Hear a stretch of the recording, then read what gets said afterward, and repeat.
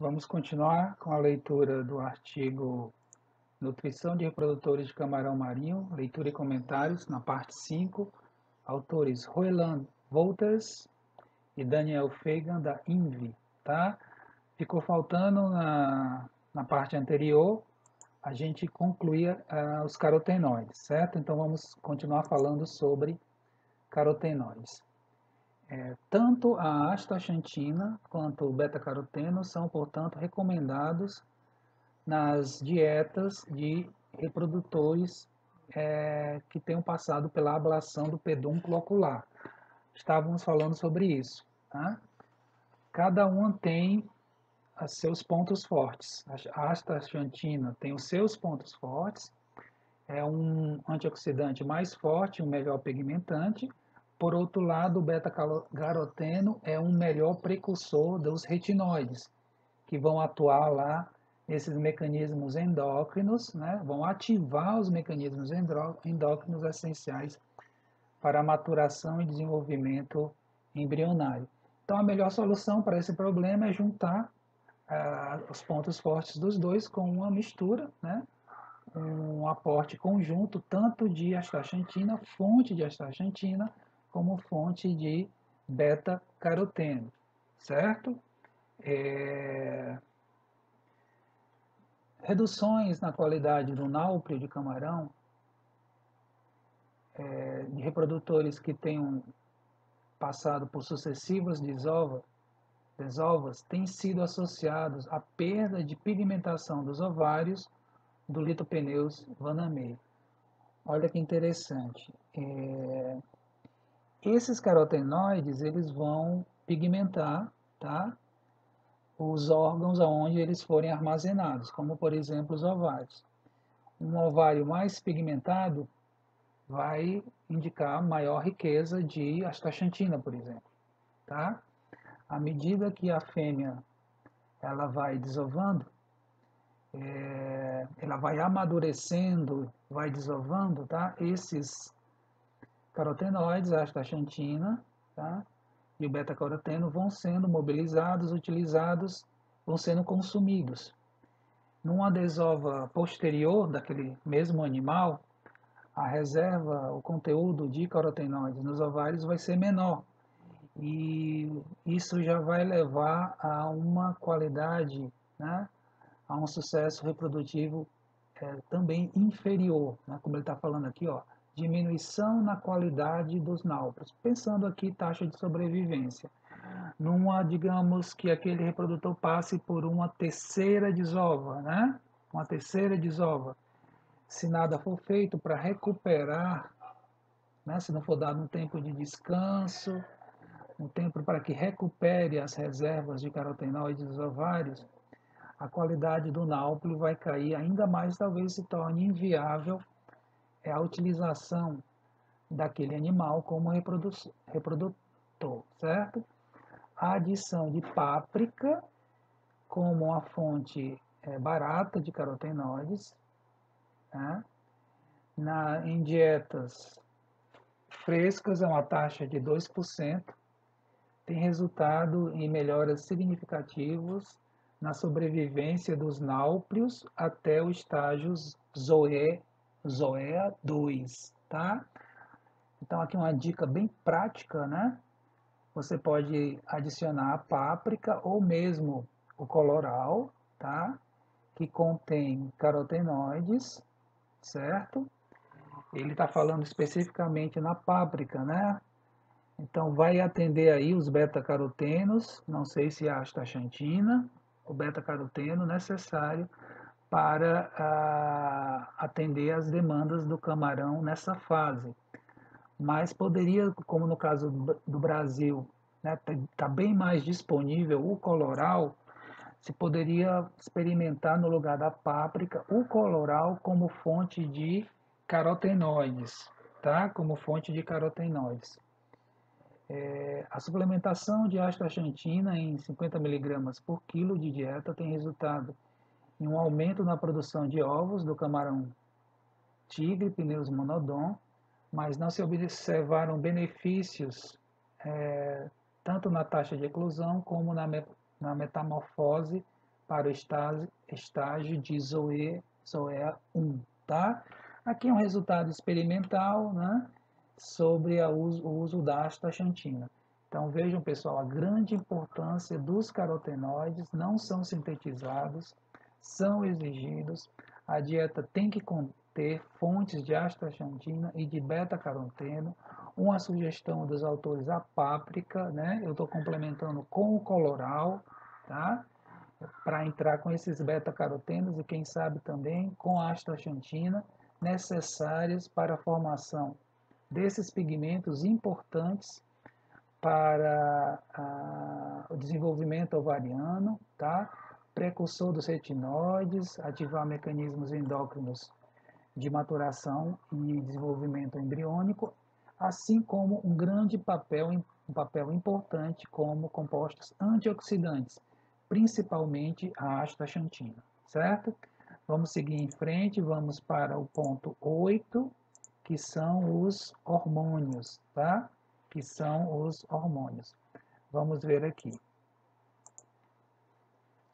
Estudos sugerem que organismos utilizados como alimento vivo, eles apresentam benefícios pelo fornecimento de hormônios ou seus precursores, tá? Então aqui é algo bem diferente, né? A gente não está falando nem mais em nutrientes, a gente não está falando mais em aminoácidos, lipídios, vitaminas e minerais. A gente já está falando de um composto orgânico que foi produzido a partir da utilização desses compostos nutritivos, que são os hormônios. Já é um composto pronto da síntese orgânica, tá? Só que existe essa sugestão de que se no alimento, se já vier esses hormônios que participam no processo de maturação gonadal, haveria aí benefícios para os reprodutores. Acelerar, por exemplo, o processo de maturação gonadal. Se não os hormônios propriamente ditos, precursores desses hormônios, tá? Ó, parte do sucesso da suplementação de tanques, do fornecimento de biomassa de artêmia em tanques de reprodutores de camarão, pode ser devido à presença de hormônios específicos ou de análogos peptídeos com a função análoga à hormonal presentes na artêmia, né? Então se debate muito o que a artêmia tem de tão especial, é a proteína, né? São os lipídios, o que a biomassa de artêmia tem de tão especial, né? Que causa esses benefícios, esses efeitos nutricionais que aceleram, por exemplo, o processo de maturação gonadal. Uma das suspeitas é a presença desses hormônios ou desses peptídeos análogos na biomassa de artêmia, tá? Poliquetas, vermes poliquetas, usadas na maturação como alimento fresco, né, ou congelado, né, contém um hormônio chamado metilfarnesoato, tá? Metilfarnesoato. É um hormônio que ele aumenta o desempenho reprodutivo do camarão, certo? Os poliquetas contêm esse hormônio, tá? Que facilita, acelera a maturação gonadal. Daí, né, porque que é um item alimentar quase que ainda indispensável no manejo alimentar dos reprodutores, os poliquetas. Qual é o alimento, né, desses convencionais, desses farinhas e farelos que você vai encontrar um hormônio como esse? Não vai encontrar, né? Metilfarnesoato. Então acaba havendo aí a dependência, né, da administração desses poliquetas. Essa foi a parte de hormônios, tá? Vamos ver agora a parte seguinte, que são os nucleotídeos, tá? Que são os nucleotídeos. Vamos aqui dar uma olhada nos nucleotídeos. Tradicionalmente, os nucleotídeos não são considerados nutrientes essenciais, embora muitos estudos tenham demonstrado que fontes alimentares de nucleotídeos podem trazer efeitos benéficos, DNA e RNA, né? Fontes exógenas ou, né, externas de nucleotídeos, considera-se que elas podem otimizar as funções de tecidos que estejam em rápido processo de divisão, multiplicação celular, que é o que acontece nos ovários em desenvolvimento durante a maturação. Tais como, exatamente, os embriões em desenvolvimento, né, nos ovários, tá? Assim como as larvas, tá? E tem também um papel nos sistemas reprodutivos e imune. Desenvolvimento reprodutivo dos ovos tem altas exigências por RNA e DNA, tá? E o aumento na disponibilidade de nucleotídeos em rações para reprodutores podem trazer efeitos benéficos para o desenvolvimento dos ovos, certo? Recentemente, pesquisas mostraram que o enriquecimento de nucleotídeos em rações para algumas espécies de peixe marinho, como o hipoglossus, que é o halibut do Atlântico, e o Melanogrammus aeglefinus, que é uma espécie de bacalhau, haddock. Esse enriquecimento com nucleotídeos, eles apresentaram uma tendência geral de um melhor desempenho reprodutivo e uma melhor qualidade dos ovos, tá?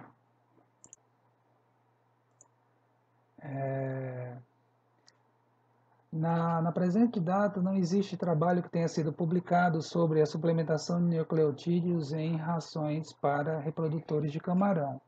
Tá? Aqui está se pegando resultados da piscicultura marinha, que são promissores, né? Fontes de nucleotídeos. Tá? Por exemplo, as nozes, né? São ricas em nucleotídeos. Tá? Alimentos de origem animal, né? Fígado, coração, né?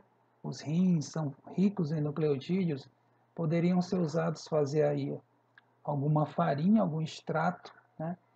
Para suplementar as rações comerciais de tal forma que esperar que esses nucleotídeos acelerassem, né, o desenvolvimento do embrião e tivesse um papel importante aí nos sistemas reprodutivos e imune, certo? Chegamos nas conclusões do trabalho, tá? Vamos dar uma olhada nas conclusões. O corrente estágio de desenvolvimento sobre a nutrição de reprodutores de crustáceos ainda contém muitas lacunas. Isso é parcialmente o resultado da complexidade e das despesas em se conduzir pesquisas nessa área. A gente falou isso no início, né? Não é barato e não é simples realizar pesquisas com reprodutores de camarão, tá? O papel da nutrição dos reprodutores, né? E do desempenho na maturação serão fundamentais na obtenção de melhores resultados com essas linhagens domesticadas e selecionadas geneticamente. Falamos isso no início, para você tirar o máximo, né? Maximizar o potencial genético dessas melhores linhagens. Isso só vai acontecer se houver o casamento, a união dessa genética melhorada com uma nutrição também melhorada. Mesmo em espécies domesticadas, mesmo quando essa questão da domesticação não é problemática, a melhora do desempenho reprodutivo e a produção de larvas vai permanecer como um objetivo central, chave do desenvolvimento de sistemas, da eficiência de sistemas de produção. Claro, né, pessoal, é o começo de tudo, né? A obtenção das sementes, a obtenção dos ovos, a obtenção das larvas, a obtenção das pós-larvas, né? Vamos então concluir, tá? sem ter a garantia de um suprimento de pós-lavas constante de boa qualidade, a indústria não existiria. Tá? O grande boom, né? O grande salto da indústria de camarão foi justamente quando as larviculturas em todo o mundo conseguiram definir protocolos eficientes para obtenção, né, constante, né, obtenção regular de pós-lavas de camarão em grande quantidade. Fez com que os preços despencassem, né, ou seja, viabilizou, né, a criação comercial de camarão. Vamos fazer aqui as considerações finais sobre o trabalho, tá? Pessoal, é um trabalho muito interessante pela importância do tema, né? É uma indústria milionária, diria bilionária, a indústria da cassinicultura marinha, certo? E uma atenção especial deve ser dada na nutrição desses reprodutores, que vai influenciar a condição, né, a resistência, a tolerância, né, o tamanho dessas pós-lavas dos juvenis e, consequentemente, vai facilitar o trabalho de criação. Tá? Se você tem um juvenil mais resistente, mais saudável, né, que teve uma nutrição mais adequada, ele está numa condição melhor de resistir, né, às flutuações de qualidade de água, ele tem uma condição melhor, uma imunidade mais estabelecida para resistir aos patógenos, de tal forma que o começo do trabalho é justamente lá na larvicultura, no fornecimento dessas rações e desses alimentos frescos, né? Lula, poliquetas, mexilhões e artêmia, para atender o desenvolvimento ovariano, né? A desova, e dar uma condição de vitelo, né, para essas larvas se desenvolverem melhor. Então, deve-se dada atenção à nutrição lipídica, né, ácidos graxos essenciais, fosfolipídios, nutrição proteica, níveis maiores de proteína, carboidrato muito com a função do aglutinante, vitaminas, a vitamina A, E, C e D, tá? Minerais, aqueles 7 minerais, certo? Cálcio, magnésio, sódio, selênio, né? Ferro, certo? Magnésio, tá? Carotenoides importantíssimos, né? A astaxantina e o beta-caroteno. Pensar aí, por exemplo, no uso da páprica, ou quem sabe até do coloral. Hormônios é encontrado muito nos alimentos frescos, como por exemplo os poliquetas. Nucleotídeos é aqui uma sugestão, né? Isso ainda não tem consenso sobre isso, tá, pessoal? Então, fechando o cerco nesses diferentes pontos, é possível se obter rações para os reprodutores de alta qualidade, mas que ainda pedem um reforço desses itens alimentares frescos ou congelados, tá? Tais como o mexilhão, a lula, tá? A artêmia e muito também o poliqueta, né? Obter uma ração completa, independente, né? Que não necessite dessa complementação desses alimentos frescos, né? Desses itens, como lula, mexilhão, etc., ainda não é uma realidade, certo? As pesquisas ainda têm que avançar mais nesse quesito, né? Para que consiga que a única fonte alimentar do reprodutor de camarão seja a ração comercial. Isso ainda não é a realidade, ainda é um campo de pesquisa que precisa ser explorado. Pessoal, era isso, vamos encerrando por aqui.